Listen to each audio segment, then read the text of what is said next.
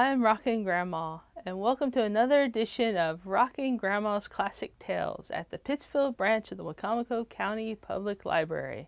And today we're going to get silly with some silly versions of some classic tales you all know and love. The first book is going to be Goldilocks and the Three Dinosaurs by Mo Willems. Goldilocks and the Three Dinosaurs by Mo Willems.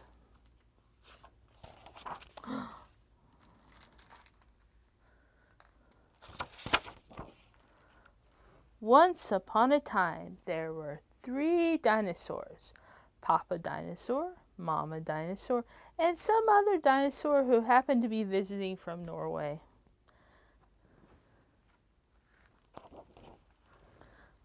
One day, for no particular reason, the three dinosaurs made up their beds, positioned their chairs just so, and cooked 3 bowls of delicious chocolate pudding at varying temperatures.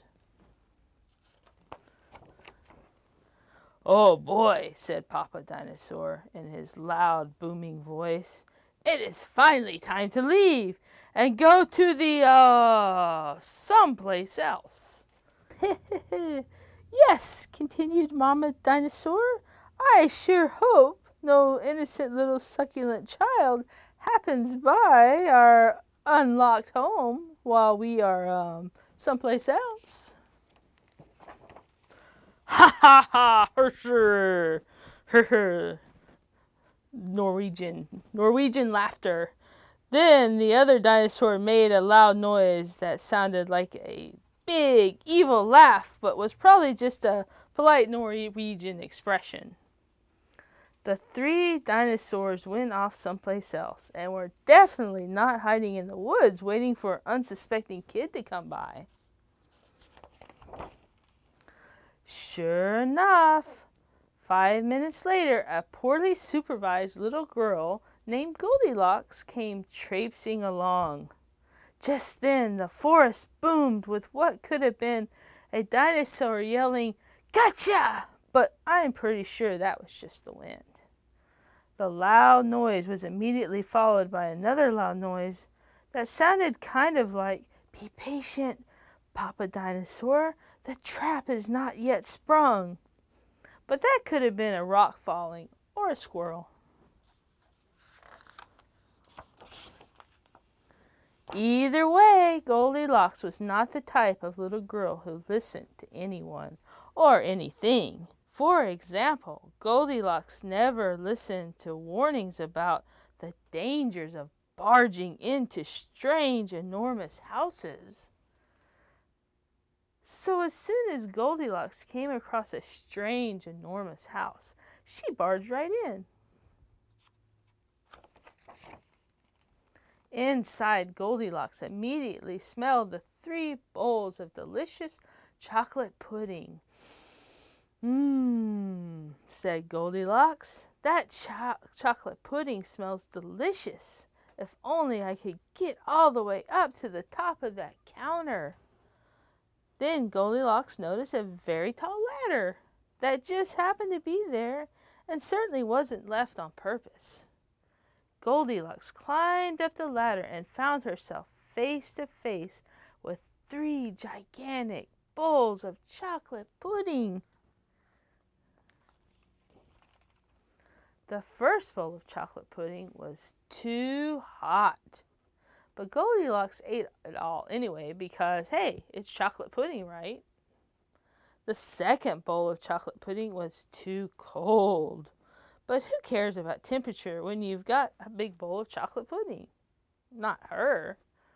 The third bowl of chocolate pudding was just right, but Goldilocks was on such a roll by now she hardly noticed. Soon, Goldilocks was stuffed like one of those delicious chocolate-filled little girl bonbons, which, by the way, are totally not the favorite things in the world for hungry dinosaurs. Tired and groggy, Goldilocks noticed 3 chairs in the living room, so she climbed down the ladder and walked out of the kitchen. The first chair was too tall, and the second chair was too tall, but the third chair was too tall. Goldilocks wasn't going to climb that high just to sit in some chair, so she hiked over to the bedrooms. And when she got there, Goldilocks noticed that the beds were also gigantically big. "What is going on around here?" groaned the exhausted girl. "The bears that live here must be nuts." Just then, the room filled with a loud, booming noise that was either a passing truck or a dinosaur gloating. "A few more minutes and she'll be asleep. Delicious chocolate-filled little girl bonbons are yummerier than when they're rested." Even a little girl who never listens to anyone or anything had to hear that. Goldilocks took a minute to stop and think, which was longer than she was used to stopping and thinking. "Hey," she told herself, "this isn't some bear's house. This is a dinosaur's house." Say what you like about Goldilocks, but she was no fool. As quickly as she could, she ran to the back door and got out of there. Just then, a loud plane flew by, which sounded pretty much like a trio of dinosaurs yelling, "Now!" or "Charge!" as the Norwegian expression for chewy bonbon time. Suddenly and completely coincidentally, the dinosaurs rushed through the front door, but they were too late. Goldilocks was gone, and all that was left in the house were 3 disappointed dinosaurs. The end. If you ever find yourself in the wrong story, leave. And the moral for the dinosaurs is lock the back door. Now that's really the end. This concludes our first story. We'll be right back after some messages.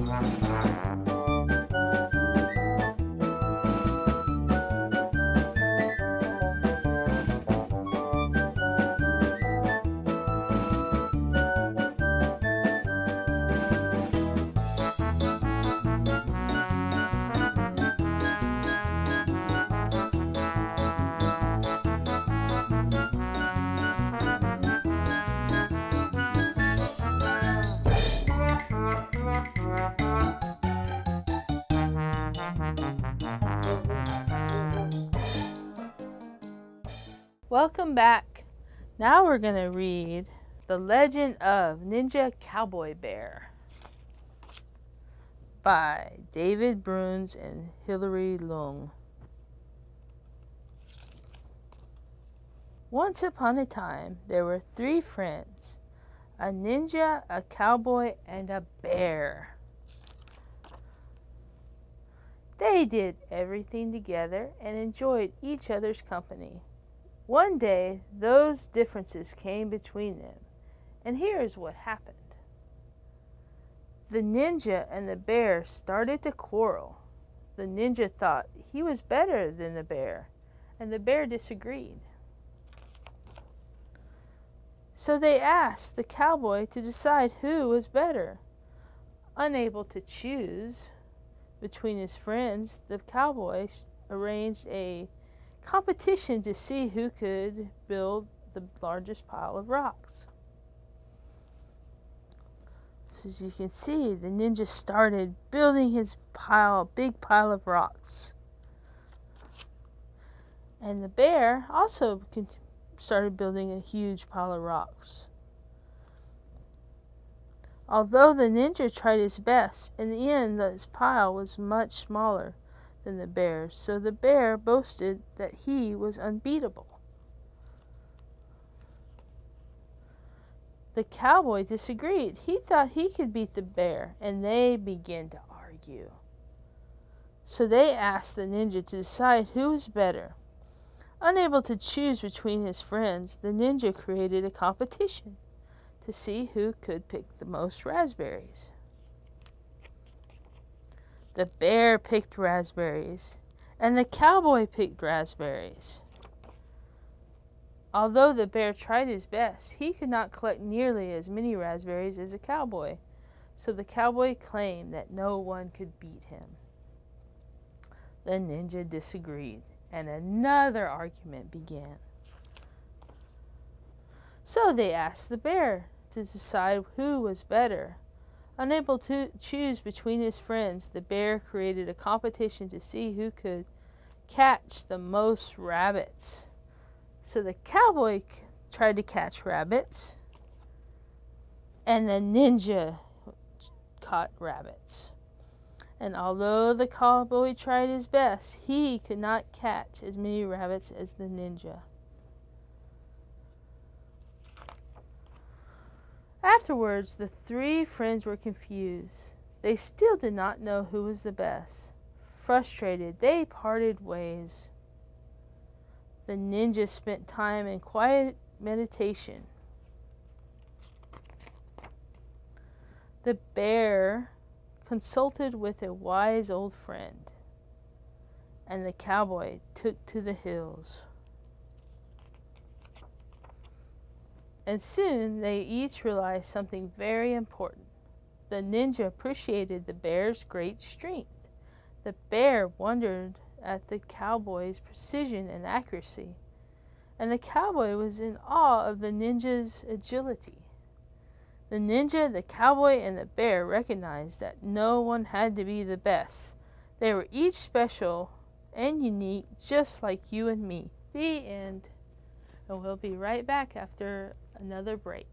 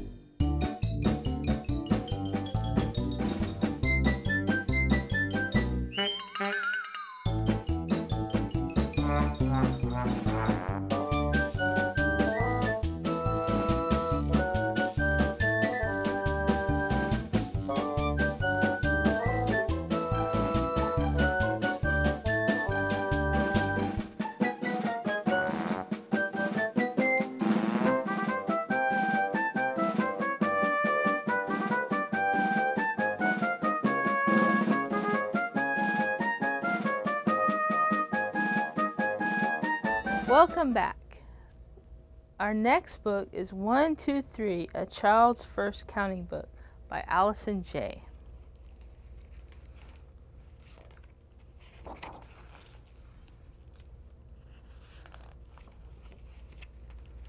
1 little girl sleeping. 2, 1, 2 soaring wings. 3 little pigs. 1, 2, 3. 4 frog princes. 1, 2, 3, 4. And 5 fluffy ducks. 1, 2, 3, 4, 5.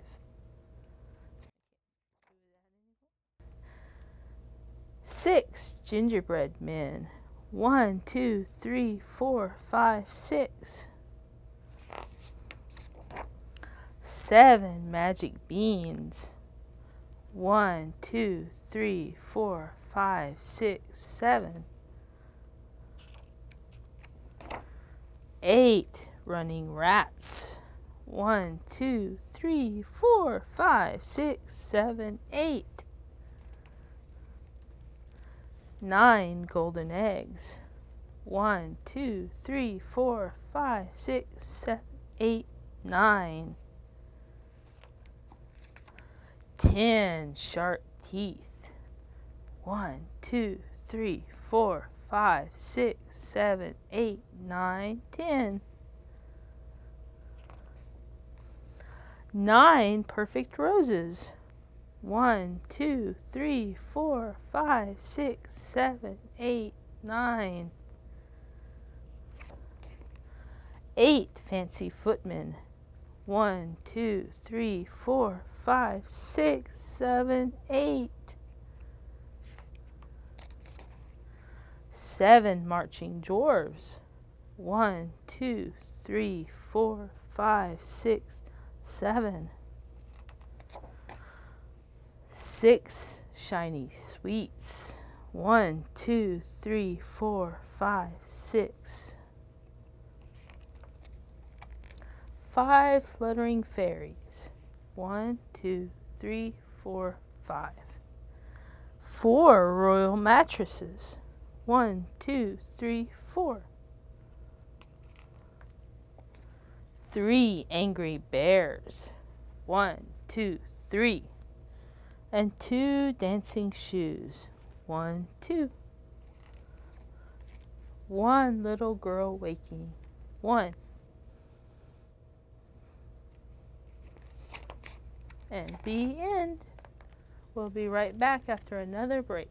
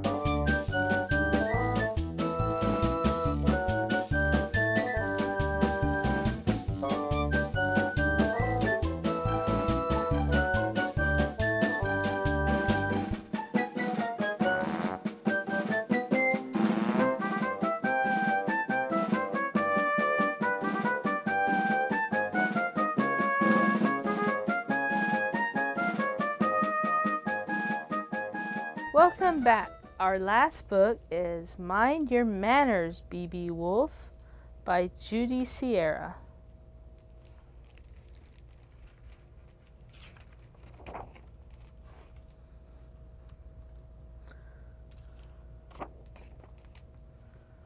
One morning, B.B. Wolf huffed and puffed up the hill to the mailbox.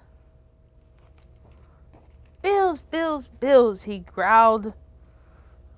He had a bill for Bo Peep Boutique, delightful sheep's clothing, for $78. Damages to the homes of pig number 1 and pig number 2, $3,900. And last notice on the one cleaning of grinding outfit, $49.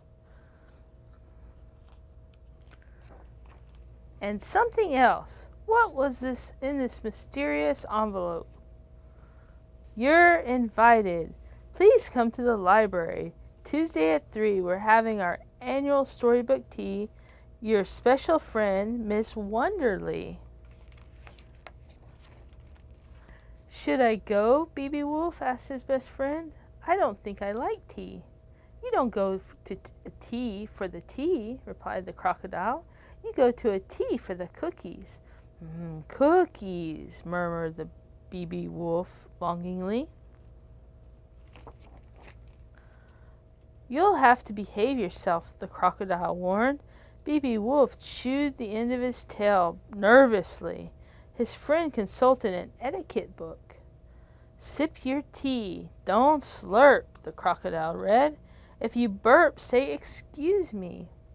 B.B. Wolf made up a song to help himself remember. "Sip your tea and never slurp. Say 'excuse me' if you burp." On Tuesday afternoon, B.B. Wolf put on his best jacket. "How do I look?"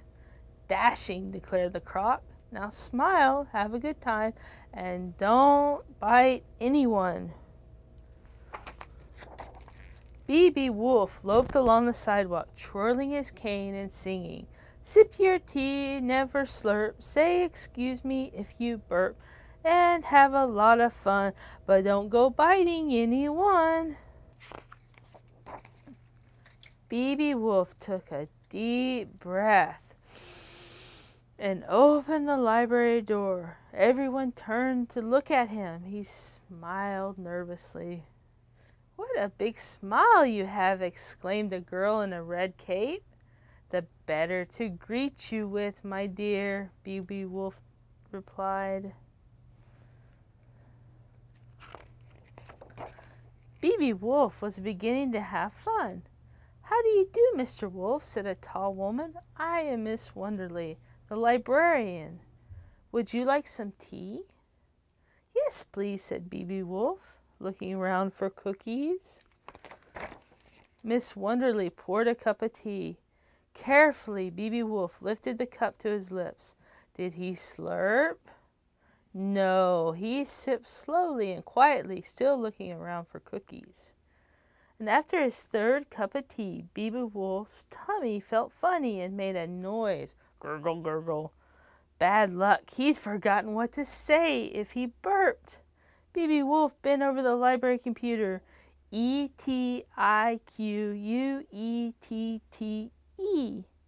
He typed, then hurried to the right shelf.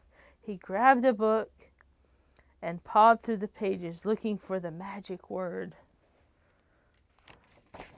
"Excuse me!" Everybody stopped. Burp.